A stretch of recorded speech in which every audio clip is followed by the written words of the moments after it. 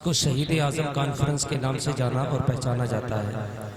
یہ آج کوئی نیا جلسہ نہیں ہے، یہ 18واں جلسہ ہے، مطلب 18 سال اس کو آج مسلسل ایسے ہی ہم لوگ مناتے چلے آئے ہیں، اور آج یہ 18واں جلسہ بھی ہم منا رہے ہیں۔ لیکن میں دیکھ رہا ہوں کہ لوگ آتے ہیں اور وہاں پر کھڑے ہو کر دیکھتے ہیں، دیکھتے دیکھتے کچھ چلے جاتے ہیں، انہیں لگتا ہے یہاں پر وہ نہیں ہے جو ہم دیکھنے آئے ہیں۔ پتہ نہیں وہ کیا دیکھنے آئے تھے جو نہیں ہے۔ انہیں تو پہلے ہی پتہ ہونا چاہیے تھا کہ جو ہم دیکھنے جا رہے ہیں وہ وہاں نہیں ہے، جو ہم دیکھنے نہیں جا رہے ہیں وہ وہاں ہے۔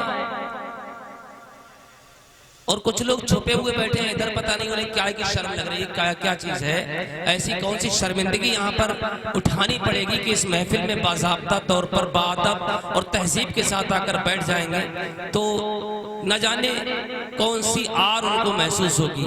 بلکہ یہاں پر محسوس شرم نہیں کرنی چاہیے، یہاں پر فرشتوں کی نشست رہتی ہے، فرشتے ہمارے ساتھ مل کر رہتے ہیں، تو پھر ایسی محفلوں میں بیٹھ کر تو ہمیں شرم نہیں بلکہ فخر محسوس کرنا چاہیے۔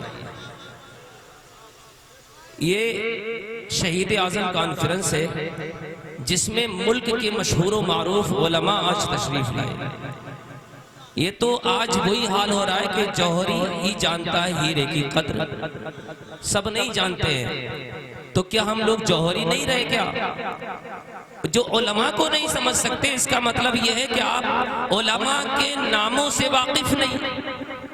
سوشل میڈیا سے آپ کا گہرا لگاؤ تعلق رشتہ ہو سکتا ہے، لیکن سوشل میڈیا پر وہ رشتہ نہیں ہے آپ کا جو ہونا چاہیے۔ اگر وہ رشتہ ہوتا تو آپ ملک کے مشہور و معروف خطیب ملک ہندوستان حضرت علامہ مولانا ذکر اللہ سے ناواقف نہیں ہوتے، آپ جانتے ہوتے کہ مولانا ذکر اللہ کون ہے۔ یہ سب نا علمی کا مظاہرہ ہم کر رہے ہیں، اور دوسری طرف مقرر عظیم حضرت علامہ مفتی نعمت اللہ صاحب قبلہ جو بہترین اور شاندار تقریر کرتے ہیں، بڑے بڑے مجمعوں میں جن کی تقریریں ہوتی ہیں، لاکھوں لاکھ کے مجمع میں جن کی تقریریں ہوتی ہیں، عرس رضوی کے وہ مشہور و معروف اور سب سے بڑا مجمع جو عرس رضوی میں ہوتا ہے، اس میں حضرت مفتی نعمت اللہ صاحب کی تقریر ہوتی ہے اور علماء ان کی تقریر علماء سنتے ہیں۔ یہ وہ مقررین ہیں جن سے یقیناً آج ہم نے مظاہرہ کر دیا کہ ہم نہیں جانتے یہ کون ہے، ہمیں نہیں پتا ہے۔ سوشل میڈیا سے ہم تعلق رکھتے ہیں، لیکن سوشل میڈیا ہمارا وہ نیٹ ورک نہیں ہے جو آپ لوگوں کا نیٹ ورک ہے۔ یہی تو مظاہرہ کر رہے ہیں ہم لوگ، ورنہ یہ مجمع اور وہ بھی حضرت علامہ ذکر اللہ کا مجمع، حضرت علامہ مفتی نعمت اللہ کا مجمع، یہ مجمع یہ تو میری میلاد میں ہو جاتا ہے اتنا مجمع۔ گھروں میں جو میلاد شریف ہوتی ہے نا، ان میلاد شریف میں اتنا مجمع میں نے 40ویں کی محفلوں میں دیکھا ہے۔ ہزاروں روپے آپ لوگ خرچ کریں اور اس کا معاملہ اور مسئلہ یہ نکالے، کون سنے گا ہمارے جلسوں کو؟ یہ دھیرے دھیرے ایک دن وہ آئے گا کہ اس روش سے ہمارا نوجوان ہٹ جائے گا، وہ دیکھے گا کہ ہم جلسے میں جاتے ہیں تو ہمارے وہاں پر بڑے نظر نہیں آتے ہیں، تو ہم کیوں جائیں جلسے میں؟ اپنی نسل کو ہم یہ سبق دے رہے ہیں اور یہ بتا رہے ہیں، آنے والا وقت وہ دور نہیں ہے کہ آپ جلسوں کو ترس جائیں گے۔ کیا ہوگا جلسے کر کے؟ ہم اپنے لیے جلسے کریں گے، کیوں کریں گے ہم اپنے لیے جلسے؟ الحمدللہ ہمارے پاس کتابیں ہیں، انہیں پڑھ لیں گے، علماء کے ساتھ ہماری نشستیں، ان کے پاس بیٹھ کر ہم علم حاصل کر لیں گے۔ ہمیں کیا ضرورت پڑی ہے یہ تنبوتانے، یہ لائٹیں، یہ مائک، یہ تمام تر سسٹم آپ سے چندہ وصولی کے لیے خوشامد کریں؟ کیوں کریں گے ہم؟ جب آپ سنیں گے نہیں تو کوئی غرض نہیں ہے، اور ایسے جلسوں کا کوئی فائدہ بھی نہیں ہے۔ میں نے دیکھا بھی بہت سارے نوجوان وہاں آئے، کھڑے دیکھتے دیکھتے بیچارے چلے گئے، بولے چلو کچھ نہیں ہے۔ امام حسین کے جلسے کو ایسے نظر انداز کر دینا، یقین جانو اگر آج ہم نے امام حسین کے جلسے کو نظر انداز کیا ہے، کل قیامت میں کہیں ایسا نہ ہو کہ امام حسین ہمیں نظر انداز کر دے۔ کیا بنے گا ہمارا وہاں؟ کیا بنے گا؟ حسین جس کو نظر انداز کر دے اس کو حسین کے نانا بھی بخشوا کر جنت میں داخل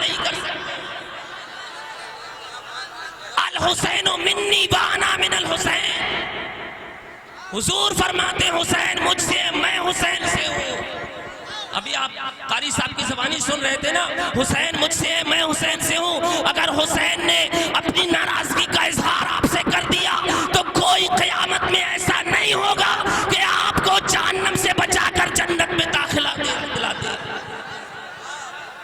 حسین سے ناراضگی کا مظاہرہ ابھی ہم نے دیکھا ہے گزرے ہیں دن، ابھی قریب میں ہی 9 دن پہلے 10 تاریخ گزری، ہم نے دیکھا وہ ہنگامہ آرائی بھی ہم نے دیکھی، وہ تماشا بھی ہم نے دیکھا ہے، وہ جم غفیر بھی ہم نے دیکھا ہے، وہ ہاہاکار بھی ہم نے دیکھی ہے۔ ہاں، نہ نمازوں کی پرواہ، نہ اذانوں کی پرواہ، نہ سجدوں کی پرواہ، نہ مسجدوں کا احترام، نہ اہل علم کا کوئی ادب، بس ہاہاکار کیا ہے؟ پوچھنے پر بتایا حسین کا جلوس ہے، حسینی جلوس ہے۔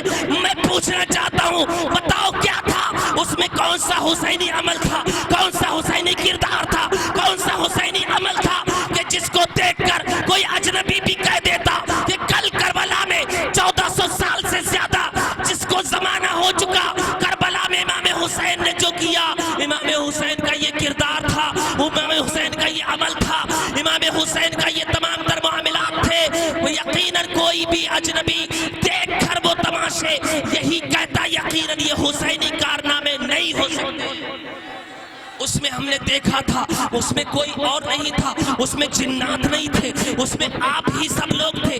کہاں سے آتے ہیں وہ لوگ؟ ہنگامہ آرائی کر کے چلے جاتے ہیں۔ نماز کا وقت ہوتا ہے، یقین جانو اس بار نا عصر کی نماز کا وقت تھا، عصر کی نماز کو جماعت کا بالکل انقریب ٹائم تھا، اور اسی چوک میں وہ ہنگامہ آرائی ہو رہی تھی کہ مسجد میں نماز پڑھنے میں خلل واقع ہو رہا تھا۔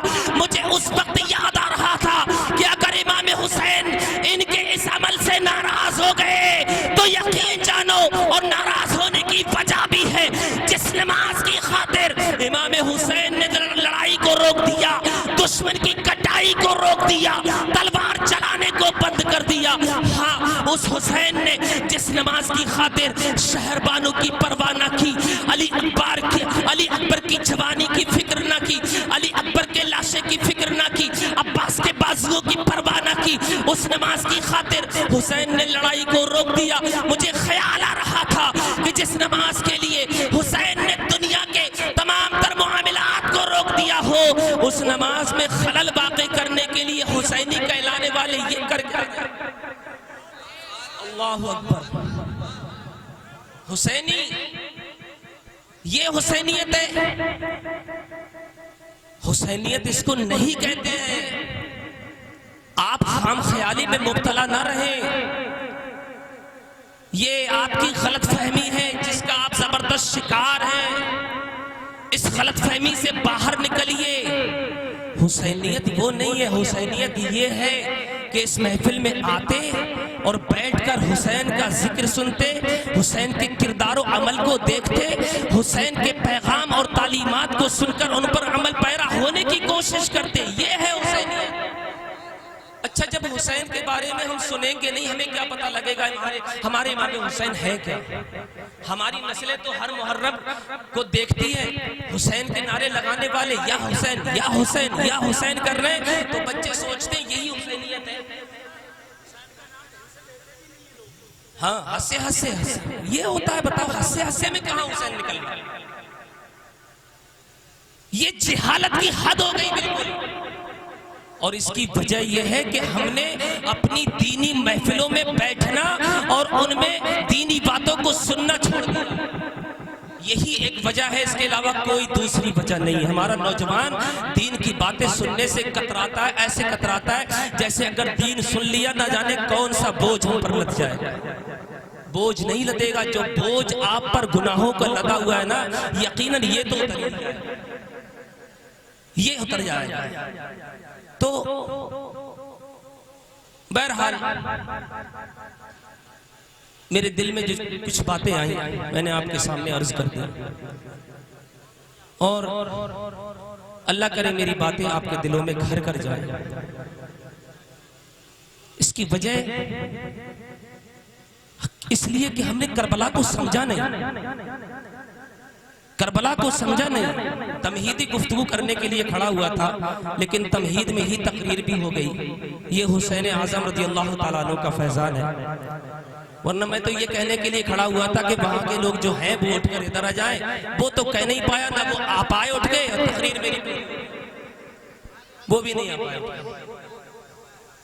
تو کربلا کو ہم نے سمجھا نہیں، بس چھوٹے سے واقعے سے کربلا سمجھ لیں۔ میں اپنی جگہ لیتا ہوں اور پھر حضرت علامہ مفتی نعمت اللہ صاحب ایک شاعر کے بعد تشریف لائیں گے، اس کے بعد ایک شاعر، اس کے بعد حضرت علامہ مولانا ذکر اللہ صاحب ہماری ممبر رسول پر اس وقت تشریف فرما ہماری جماعت کے ممتاز شاعر جن کو دنیا سنیت حضرت علامہ مفتی عامر ظفر صاحب کے نام سے جانتی، بہت اچھا پڑھتے، یقین جانیے میں بلا مبالغہ کہہ رہا ہوں کہ اس وقت اکثر و بیشتر شعراء میں مجھے جن کے کلام بھی اچھے لگتے ہیں، انداز بھی اچھے لگتے ہیں، وہ مفتی عامر ظفر صاحب، بلا مبالغہ کہہ رہا ہوں، سچ ہے۔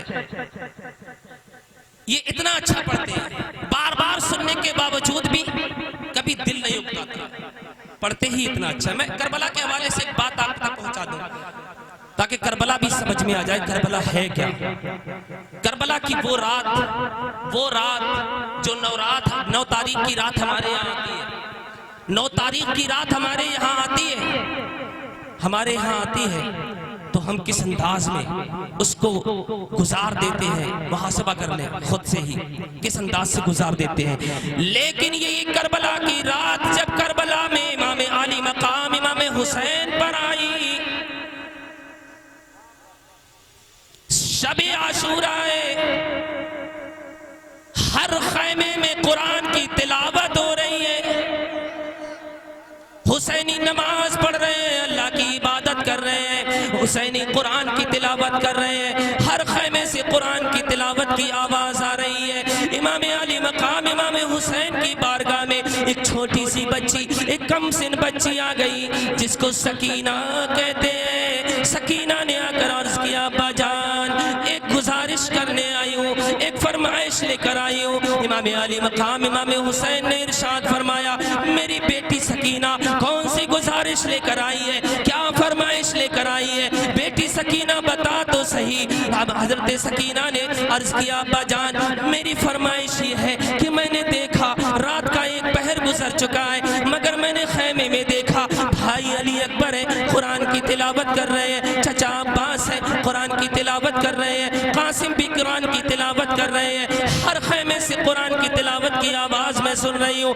ہاں پھوپھی زینب بھی قرآن کی تلاوت کر رہی ہے، ماں شہر بانو بھی قرآن کی تلاوت کر رہی ہے، ہر ایک فرد قرآن کی تلاوت کر رہا ہے۔ بابا جان میں بھی چاہتی ہوں کہ قرآن کی تلاوت کرتی، مگر بابا جان میں قرآن پڑھنا نہیں جانتی، بابا جان میں قرآن کی تلاوت جانتی نہیں، مجھے بھی قرآن کی تلاوت سکھا دی جائے۔ اتنا کہا حضرت سکینہ نے، امام حسین کی آنکھوں میں آنسو آ گئے، امام حسین کی آنکھیں اشکبار ہو گئی۔ حضرت سکینہ نے عرض کیا، بابا جان ایسی تو کوئی دل شکنی والی بات ابھی تو میں نے نہیں کی ہے، اگر بابا جان میں نے کوئی تکلیف والی بات آپ کے سامنے کہہ دی ہے تو میں اپنی بات کو واپس لیتی ہوں، مجھے معاف فرما دیا جائے، میں اپنی بات کو واپس لے لیتی ہوں۔ سکینہ کی طرف امام حسین نے پیار و محبت شفقت کے لہجے میں دیکھا، ارشاد فرمایا، بھی میری بیٹی سکینہ تیری بات سے تکلیف نہیں ہوئی ہے، تیری بات سے میری آنکھوں میں آنسو نہیں نکلے ہیں، تیری بات سن کر میری آنکھیں اشکبار نہیں ہوئی ہے،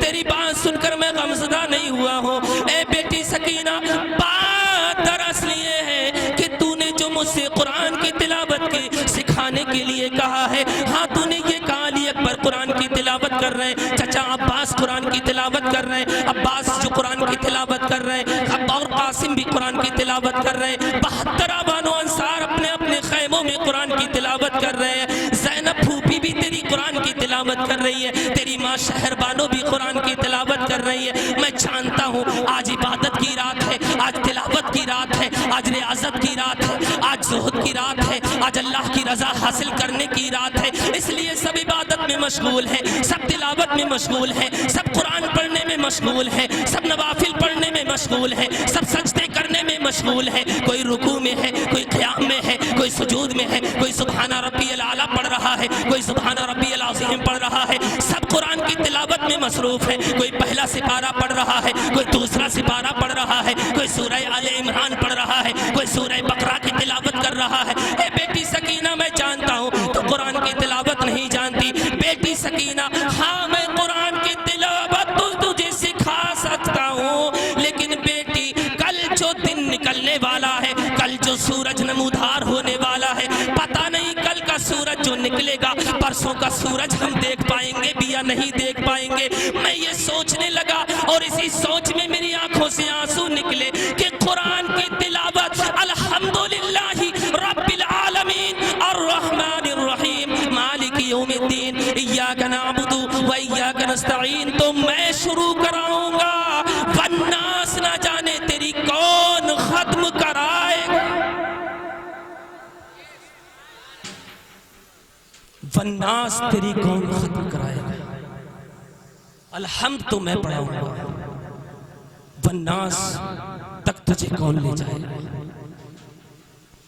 یہاں سے امام حسین رضی اللہ تعالیٰ عنہ کی اس بات سے پیغام ملتا ہے مسلمانوں کہ قرآن کی تلاوت کرنے سے پریشانیاں دور ہوتی ہیں، قرآن کی تلاوت کرنے سے غموں کا مداوا ہوتا ہے، قرآن کی تلاوت ہوتی ہے تو حقانیت کا پیغام ملتا ہے، قرآن کی تلاوت ہوتی ہے تو تہذیب و تمدن آتے ہیں، قرآن کی تلاوت ہوتی ہے تو حسن سیرت کے چراغ زندگی میں جلتے ہیں، قرآن کی تلاوت ہوتی ہے تو دنیا کے مصائب سے نجات ملتی ہے۔ یہی وجہ ہے کہ جب سے ہم نے قرآن کی تلاوت کو کرنا چھوڑا ہے، جب سے ہم نے قرآن کو اپنے بہت اونچے طاقوں پر رکھنا شروع کر دیا، قرآن کو ہم پڑھتے نہیں، ہاں سورہ بقرہ کی تلاوت ہم نہیں کرتے، سورہ آل عمران کو ہم نہیں پڑھتے ہیں اور متلاشی ہے برکتوں کے۔ مجھے بتاؤ ہمارے گھروں میں برکتیں کہاں سے آئے،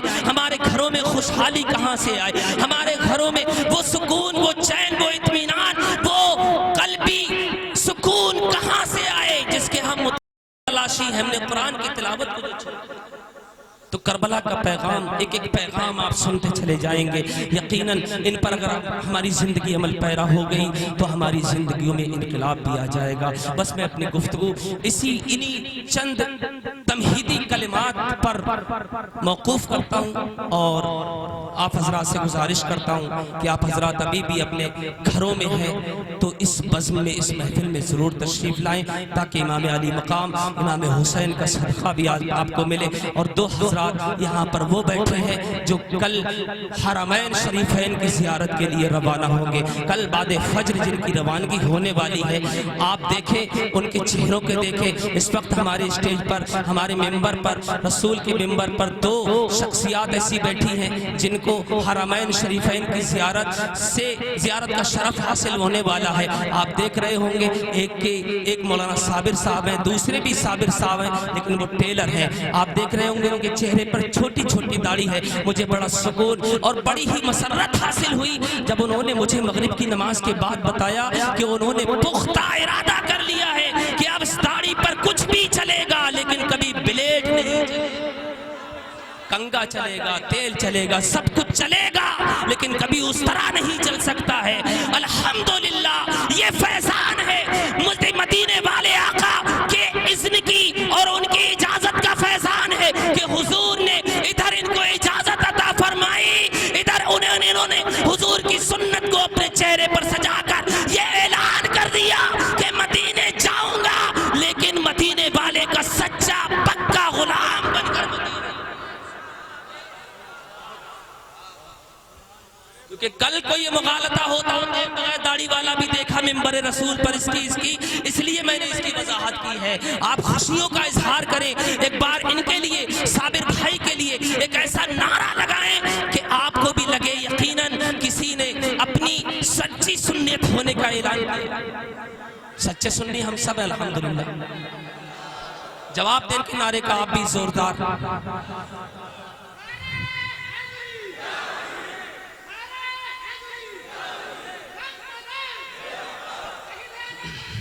زندہ باد۔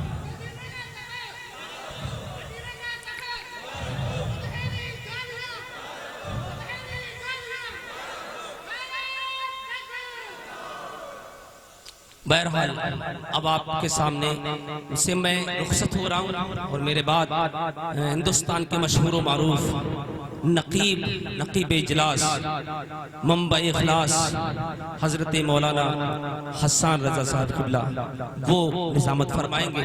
آپ ان کی نظامت سے محظوظ ہوں. استغفر اللہ ربی من کل ذنب واتوب الیہ وما علینا الا البلاغ. السلام علیکم.